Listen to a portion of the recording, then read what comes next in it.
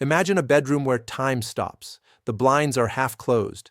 The glow of a screen is the only light. Days blur into nights. Nights blur into nothing. Outside, school continues. Offices open. Trains run on schedule. Inside, one person has quietly stepped off the map. In Japan, there's a word for this. Hikikomori. Hikikomori, literally to pull back and seclude oneself. Japan's Ministry of Health and later psychiatric task forces describe hikikomori as marked social isolation in one's home. For at least 6 months, with clear impact on daily life. No school, no work, very little to no face-to-face social contact beyond family, and in severe cases, barely leaving a single room. The term exploded into public awareness in the late 1990s after psychiatrist Tamaki Saitō published Social Withdrawal, a Never-Ending Adolescence, describing young men who shut themselves away from society, sometimes for years. To worried parents and sensational media, they became the lost generation behind closed doors. At first, hikikomori looked like a youth problem, but as the years passed, something unsettling happened. They grew older and stayed inside. Government surveys now estimate that over 1.4 million people in Japan between 15 and 64 may be living as hikikomori, roughly 2% of both younger and middle-aged adults. One Cabinet Office survey found around 613,000 in hikikomori just in the 40 to 64 age bracket, while an earlier survey counted more than 500,000 in the 15 to 39 group. Put together, that suggests well over 1 million social recluses, even before the pandemic. The Japanese media now talk about the 8,500 problem. Parents in their 80s still caring for children in their 50s who never left the hikikomori state. No career, no partner, no independent life, just a quiet dependency behind a bedroom door. So what drives someone to shut the world out? Researchers don't point to just one cause, but to a cluster of pressures. An education system built on intense exams and ranking, bullying and school refusal, where staying home feels safer than going back into a hostile classroom. A rigid job market where one failed entry point can feel like the end of your future. Family expectations around success, obedience, and not shaming the household.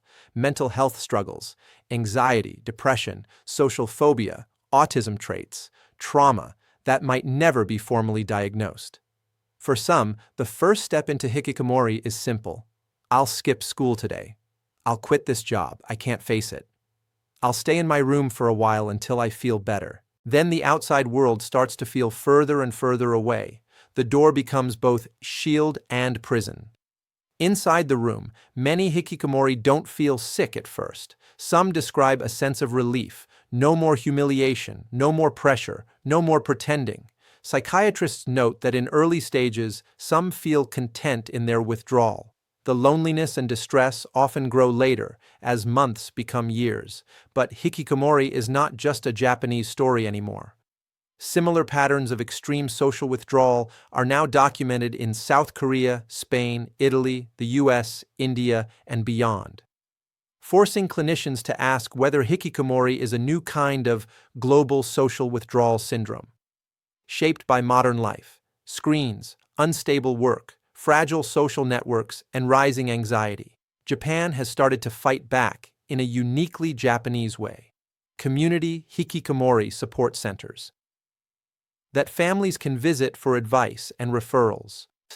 Programs that train parents on how to talk to a child who hasn't left their room in months without pushing them further away.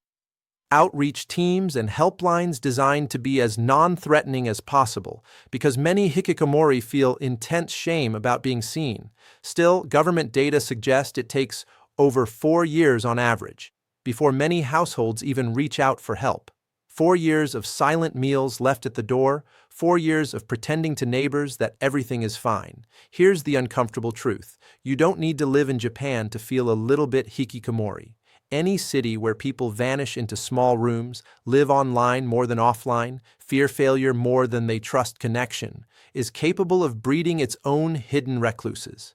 If you're watching this and you hear echoes of your own life, long periods at home, avoiding people, feeling like coming back is too late, this video is not here to label you.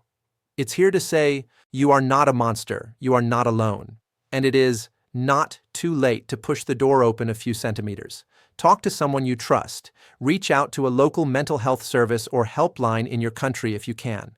Tiny steps still count as movement. Tell me in the comments, do you think your society is quietly creating its own hikikomori? I'm your name, and this is Black Butterfly Key, where we unlock the rooms people forget how to leave. Butterfly Key.